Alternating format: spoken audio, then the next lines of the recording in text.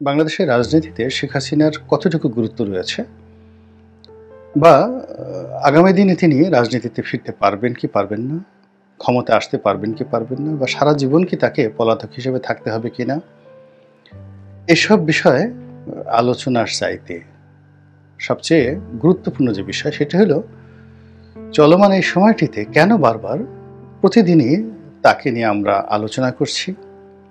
কেন টেকনাফ থেকে তেঁতুলিয়া পর্যন্ত বারবার শেখ হাসিনা শেখ হাসিনা, কেউ গালি দিচ্ছে, কেউ তার পক্ষে বলছে, কেউ তার জন্য দোয়া করছে, কেউ তাকে চাচ্ছে, কেউ তাকে নিয়ে স্বপ্ন দেখছে, কেউ তাকে নিয়ে ভয় পাচ্ছে, কেউ দুঃস্বপ্ন দেখছে, ইত্যাদি আরো অনেক কিছু। যেমন আমি একবার একটা অনুষ্ঠানে বলতেছিলাম যে শেখ হাসিনা আসতে পারে দিল্লির পক্ষ থেকে, তো কমেন্টস বক্সে গিয়ে দেখলাম যে একজন লোক, বেশ সিনিয়র পরিচিত লোক, তিনি বললেন যে রনি ভাই, আপনি এই কথাগুলো আর কখনো বলবেন না। এর কারণ হলো গত 15 বছর ধরে তার দ্বারা এতটা নির্যাতিত হয়েছি যে সে ফিরে আসবে, এই কথা স্মরণ করার সঙ্গে সঙ্গে আমার দম বন্ধ হয়ে যায় এবং আমার মধ্যে আতঙ্ক তৈরি হয়ে যায়, সাইকোলজিক্যালি আমি ডিসঅর্ডার হয়ে পড়ি। তো এই যে একটা অবস্থা, মানে আমি নিজেও ঠিক এই বিষয়গুলো জানতাম না। তো ফলে কি হচ্ছে, এই বাংলাদেশের শেখ হাসিনাকে যে আলোচনা, এটার মনস্তাত্ত্বিক বিষয়টা অনেক অনেক গুরুত্বপূর্ণ বাস্তবতার চাইতে। যদি আপনি বাস্তবতা ধরেন তাহলে শেখ হাসিনার বয়স এখন প্রায় 78 বছর। আমাদের দেশের আবহমান বাংলার যে স্বাভাবিক অবস্থা, এই 78 বছর বয়সে কর্মক্ষমতা থাকে না। দ্বিতীয়ত, তার চোখ এবং তার কান এ দুটো সেই 21শে আগস্টের যে ভয়াবহ গ্রেনেড হামলা, এই গ্রেনেড হামলায় তার এই দুটো অঙ্গ মারাত্মকভাবে যাকে বলা হয় আহত হয়েছে, ক্ষতিগ্রস্ত হয়েছে। ফলে তিনি কানে কম শুনেন এবং চোখেও ঠিকমতো দেখতে পান না। তো এই দুটো জিনিসে যখন মানুষের ভারসাম্য থাকে না, অর্থাৎ শোনা এবং দেখার ক্ষেত্রে, তখন সেখানে অনেক কিছু ইমব্যালেন্সড ঘটনা ঘটতে থাকে। তিনি ক্ষমতায় ছিলেন অনেকে বলেনি, কিন্তু বাস্তবতা হলো যে কোনো মানুষের যদি দৃষ্টিতে প্রতিবন্ধকতা থাকে এবং শ্রবণে প্রতিবন্ধকতা থাকে, দৃষ্টি এবং শ্রবণ প্রতিবন্ধী হিসাবে তিনি অন্য 10টা স্বাভাবিক মানুষের মতো নন। 3 নম্বর হলো তিনি যে ট্রমার মধ্যে গিয়েছেন, একটার পর একটা ট্রমা। 1971 সনে তার প্রচণ্ড ট্রমা, এবং অনেকে বলেন যে জয়ের মধ্যে অটিজম আছে, তো বা পুতুলের মধ্যে অটিজম আছে। এটা অস্বাভাবিক কিছু না। এর কারণ হলো জয়ের জন্ম সেই 1971 সনের এই মুক্তিযুদ্ধের সময়। তো এই পুরো মুক্তিযুদ্ধের সময়টিতে সারা বাংলাদেশের যে অবস্থা, সেখানে একজন গর্ভবতী নারী হিসেবে তার মধ্যে যে ট্রমা ছিল, সে ট্রমাটা অটোমেটিক্যালি জয়ের মধ্যে চলে যাবে, এবং এটাই প্রকৃতির নিয়ম। ফলে জয়ের মধ্যে ট্রমা থাকবে, জয়ের মধ্যে অটিজম থাকবে, অস্বাভাবিকতা থাকবে, এবং শেখ হাসিনার মধ্যে থাকবে, এতে কোনো সন্দেহ নেই। আবার পরবর্তীতে 75-এর 15 আগস্টের পর তার জীবনে যে ঘটনা ঘটেছে, শেখ হাসিনার জীবনে যে ঘটনাগুলো ঘটেছে, সেই ঘটনা আপনার আমার জীবনে যদি ঘটতো, আপনি আমি অনেক হয়তো উন্মাদ হয়ে যেতাম, পাগল হয়ে যেতাম, অনেক আত্মহত্যা করতাম। কিন্তু তিনি বেঁচে আছেন, ফলে তার এই বেঁচে থাকাটা অন্য স্বাভাবিক 10টা মানুষের মতো নয়। সে সিংহাসনে বসেছে, গণভবনে থেকেছে, মাছ ধরেছে, অনেক কিছু করেছে, দালাল ফড়িয়াদের সামনে বসে রং তামাশা করেছে। কিন্তু তার যে ছোট ভাই শেখ রাসেল, তো শেখ রাসেলের যে প্রিয় মুখটি তার সামনে এসেছে, শেখ কামালের মুখ এসেছে, শেখ জামালের মুখ এসেছে, এবং বঙ্গবন্ধুর যে পরিবার, মানে অন্য 10টা পরিবারের মতো নয়, সে আবহমান বাংলার একটা সাধারণ পরিবার। আপনি দেখবেন যে শেখ হাসিনাকে সে বুকে জড়িয়ে ধরে ঘুমিয়ে থাকতেন, শেখ রেহানাকে আর এক বুকে জড়িয়ে ধরে থাকতেন, বাচ্চাদের সঙ্গে তার যে সম্পর্ক, তার মা সারাদিন পান খেতেন, ফজিলতুন্নেসা, তারপর ওই পান খেয়েই দেখা গেল সে রাজনীতি নিয়ন্ত্রণ করতেন। একটা খুব স্বাভাবিক একটা পারিবারিক বন্ড তাদের মধ্যে ছিল, এবং এটা শেখ হাসিনা তার চাচাতো ভাই বোন থেকে শুরু করে সবার সাথে এই পারিবারিক বন্ডটা তিনি এখনও রক্ষা করেন, ছোটদেরকে স্নেহ করেন, এবং কোথায় আত্মীয় স্বজন আছেন, অনেক দূর সম্পর্কের আত্মীয় স্বজন, কেউ ফুফু খালা অসুস্থ হয়েছেন, তিনি কিন্তু দেখতে যেতেন তাদেরকে। এই পারিবারিক সম্পর্কটা তার মধ্যে আছে। তো সেই পরিবারের একেবারে ঘনিষ্ঠ যারা আছে তাদেরকে যেভাবে নির্মমভাবে তাকে মারা হয়েছে, এই ট্রমা তার মধ্যে আছে। এরপর যখন রাজনীতিতে আসছে, রাজনীতিতে তার উপর 21শে আগস্টে গ্রেনেডের হামলা হয়েছে, চট্টগ্রামের শাহ জামানাতে তার মিছিলের উপরে, সমাবেশের উপর গুলি করা হয়েছে, 18 জন লোক সেখানে মারা গেছে। তিনি যেখানে গেছেন সেখানে তার উপর ঢিল ছোড়া হয়েছে, গুলি করা হয়েছে। এই যে অসংখ্য ট্রমাকে নিয়ে তিনি যে স্বাভাবিক জীবনযাপন করবেন, এটা আশা করা যায় না। ফলে তার অনেক কথা বিসাদৃশ্য আছে, অনেক কথা অ্যারোগেন্সি আছে, অনেক কথা অসুস্থতার লক্ষণ আছে। এটাই স্বাভাবিক। কিন্তু যতদিন তিনি ক্ষমতায় ছিলেন, রেগুলার মেডিকেল ট্রিটমেন্ট, মানুষের ইতিবাচক কথা, মানুষের যাকে বলা হয় প্রমোশন, বিভিন্ন কারণে তিনি দেখা গেল যে রাষ্ট্র ক্ষমতার এই চেয়ারে বসে অনেকটা সুস্থ ছিলেন। কিন্তু এখন তিনি প্রবাসে আছেন এবং শি হ্যাজ লস্ট এভরিথিং। তো সেই অবস্থাতে তার এই এক একটা দিন 100 বছরের মতো মনে হবে। ফলে তিনি এই যে 78 বছর বয়সটাকে আরও 6 মাস 1 বছর পর কীভাবে টেনে নেবেন, এটার সময় না আসলে বলা যাবে না। আপনি দেখেন বেগম জিয়ার কথা চিন্তা করেন, তিনি যখন প্রধানমন্ত্রী ছিলেন 2006 সালে, আপনি দেখেন তার লাবণ্য, তার লালিত্য কোন পর্যায়ে। কিন্তু যেই মুহূর্তে তিনি ক্ষমতাচ্যুত হয়েছেন তখন আপনি তার চেহারা দেখেন, আবার যেই মুহূর্তে তিনি জেলে গেছেন তখন তার অবস্থা দেখেন, এবং এখন চেষ্টা করলে তিনি আর ফিরে যেতে পারবেন না। তো এরকম রাষ্ট্র ক্ষমতা মানুষকে অনেক কিছু করে। তো আমাদের ডক্টর মোহাম্মদ ইউনূস দেখেন এখন কত সুন্দর চেহারা হয়ে গেছে, পালনে ছাড়েন। তো শেখ হাসিনা সেই অবস্থা থেকে এখন আরও 1 বছর পর, 6 মাস পরে বাংলাদেশের সুস্থ হয়ে তিনি ফিরে আসবেন, আবার 79 বছর বয়সে, 80 বছর বয়সে আবার ক্ষমতায় বসবেন, আবার তিনি ছুটাফেটা করবেন, আবার সেই বঙ্গভবনে বসে তিনি দেশ শাসন করবেন, আওয়ামী লীগের সভানেত্রী হিসেবে টেকনাফ থেকে তেঁতুলিয়ে ঘুরে বেড়াবেন। এটা একেবারে অসম্ভব একটা বিষয়, একেবারেই অসম্ভব একটা বিষয়। কাজে এটা নিয়ে যারা কল্পনা করছেন, তারা সাইকোলজিক্যালি কল্পনা করছেন নিজেদের স্বার্থে, বিকজ হতাশা তাদেরকে গ্রাস করেছে এবং তারা বিকল্প কোনো নেতৃত্ব পাচ্ছে না। আরবিতে যেটাকে একটা শব্দ আছে, এজহারে তাজাল্লুল, মানুষের মধ্যে একটা গোপন মেশিন থাকে।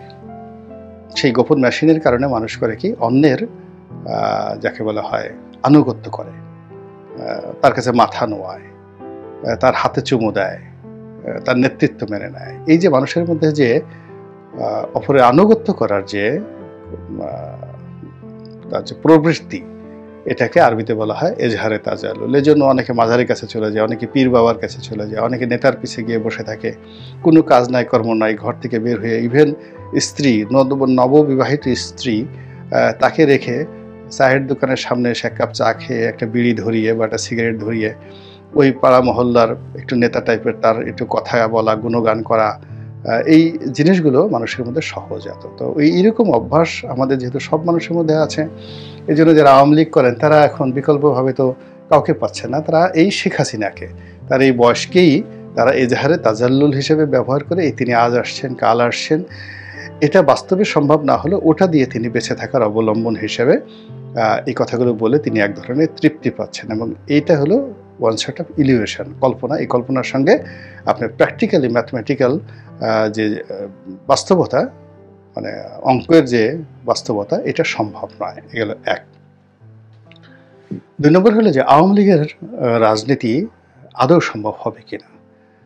এখানে দেখেন বাইরে যারা গেছে তারা কথাগুলো বলছেন, বিভিন্ন কথাবার্তা বলছেন, এখানে এদের এই কথাগুলো দ্বারা আশান্বিত হওয়া কোনো রকম রিজন নাই। আপনি আওয়ামী লীগ রাজনীতি করতে পারবে কি না, তার বাস্তবতা হলো আওয়ামী লীগের যারা নেতৃবৃন্দ এখনও বাংলাদেশে আছেন তাদের কাছে জিজ্ঞাসা করুন।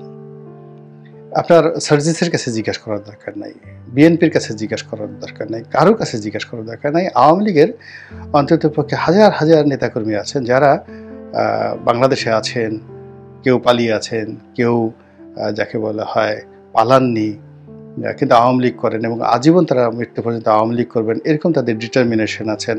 তো তাদের কাছে জিজ্ঞাসা করেন যে আওয়ামী লীগ কীভাবে রাজনীতি করবে। আপনি তাদের কাউকে বলেন যে আচ্ছা ঠিক আছে, আপনি তো আওয়ামী লীগের একটা সাধারণ সদস্য হওয়ার জন্য আপনি তো উদ্গ্রীব ছিলেন, এখন আপনাকে আওয়ামী লীগের দপ্তর সম্পাদক বানানো হলো, সেন্ট্রাল দপ্তর সম্পাদক। আপনি যাই একটু বঙ্গবন্ধু এভিনিউ আওয়ামী লীগ অফিসের সামনে দাঁড়ান তো, দেখেন তো এই বাংলাদেশে যারা আছে তারা কেউ সাহস পায় কিনা। কিংবা ধরুন আওয়ামী লীগের সেক্রেটারি হওয়ার জন্য কত মানুষ বলতে গেলে যে আওয়ামী লীগ যখন ক্ষমতায় ছিল জীবন দিয়ে দিত।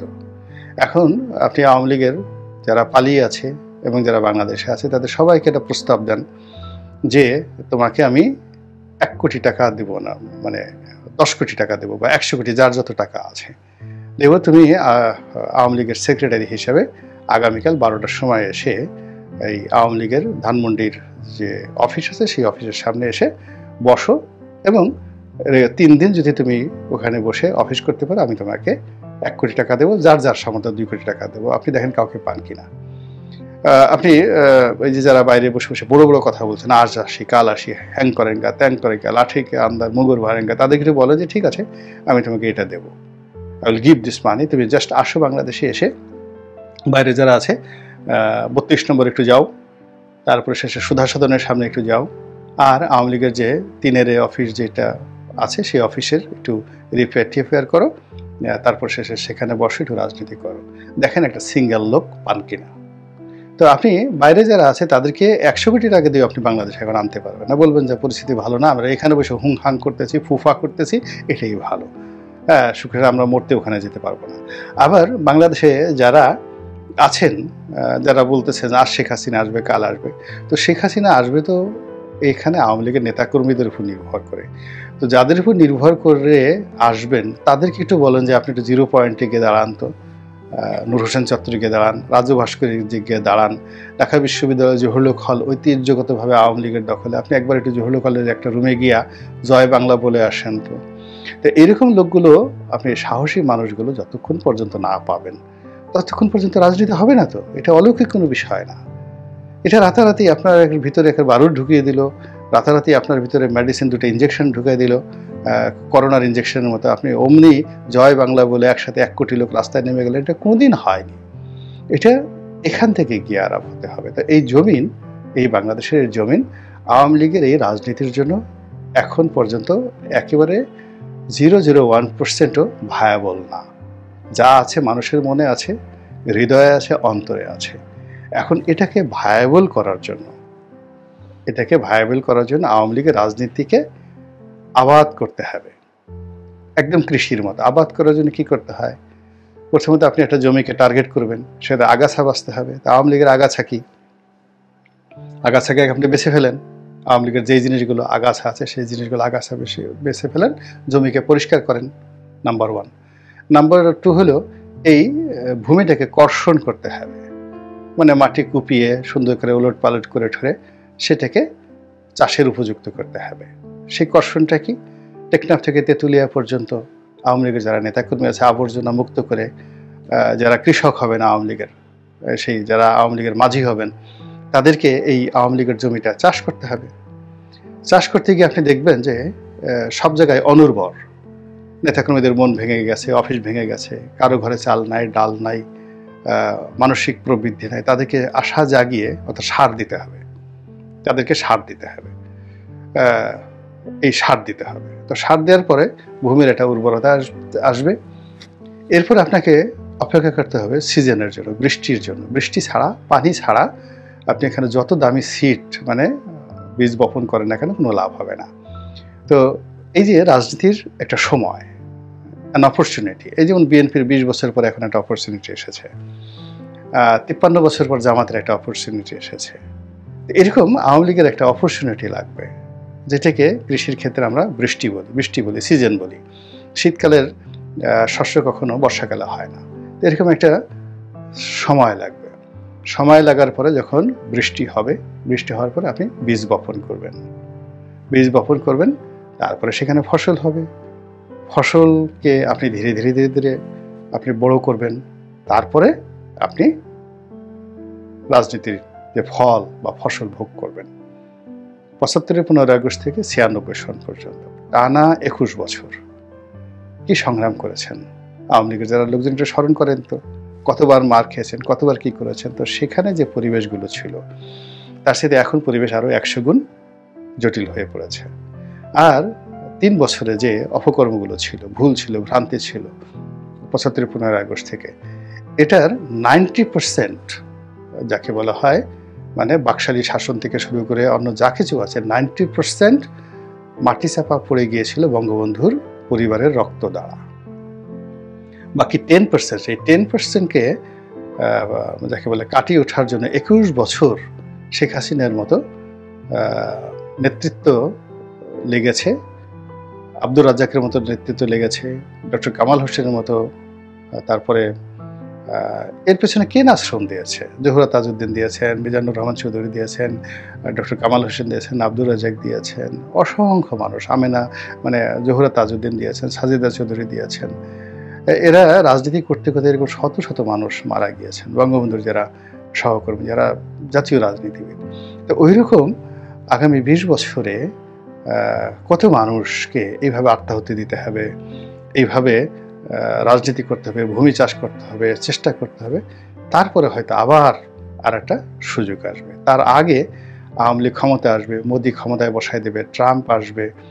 এটা আত্মতৃপ্তির জন্য ভালো, বেঁচে থাকার জন্য ভালো, আশান্বিত হওয়ার জন্য ভালো, কিন্তু এই সমস্ত চিন্তা চেতনার কোনো বাস্তব ভিত্তি সাধারণত আমি দেখি না ইতিহাসে কখনো।